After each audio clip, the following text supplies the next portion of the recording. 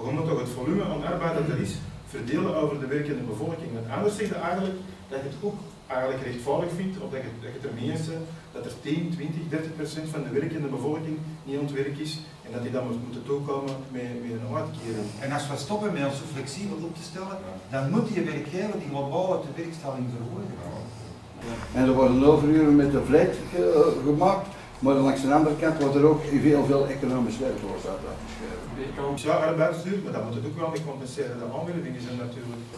De wetgeving op de overuren is zoals denk ik ook op momenten van crisis eigenlijk een stuk tot stand gekomen.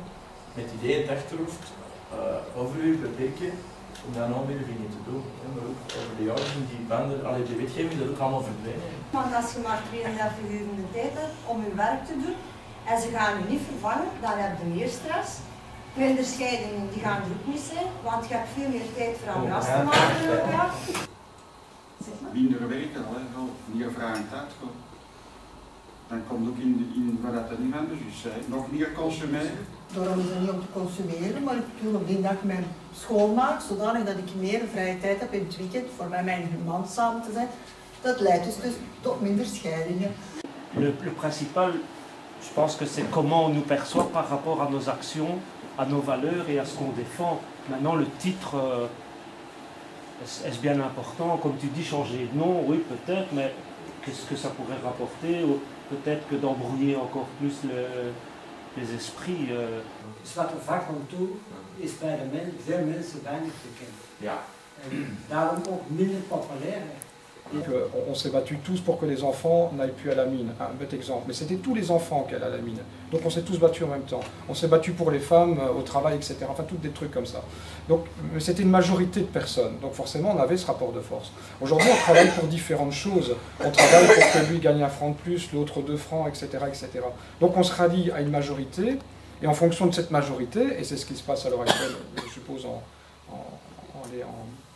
en centrale générale, on prend ce que l'on a, quoi. Donc je ne crois pas que, d'une part, je ne crois pas trop à cette phrase, dans le sens où on a quand même un rapport de force, mais c'est peut-être un rapport de force totalement différent avec le temps, avec les années 2010. Zo ervaar ik dat eigenlijk vooral op mijn werkvloer van.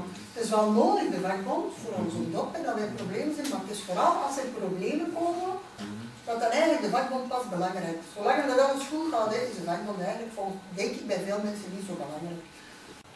On a une opinion de gauche, on doit donner notre image de gauche. Je pense que là, on n'explique pas assez. Als we zien naar de jeugd, veel van de jongeren weten eigenlijk niet wat de vakbond doet. Ze worden ook niet geconfronteerd in hun school, ook niet in hun beroepsopleiding. Wat toch wel interessant zou zijn, dat daar ook eens iets zo gelijkzatigs zou zijn, dat ze in contact zouden komen met een vakbond. Aujourd'hui, on change de l'organisation syndicale, je parle des jeunes. Comme on change d'opérateur Movistar Proximus. Comme j'ai promotion ce mois-ci à Proximus, on change d'opérateur. Il y a des gens, par un manque d'information, par un manque d'idéologie, ils peuvent changer de syndicat personne.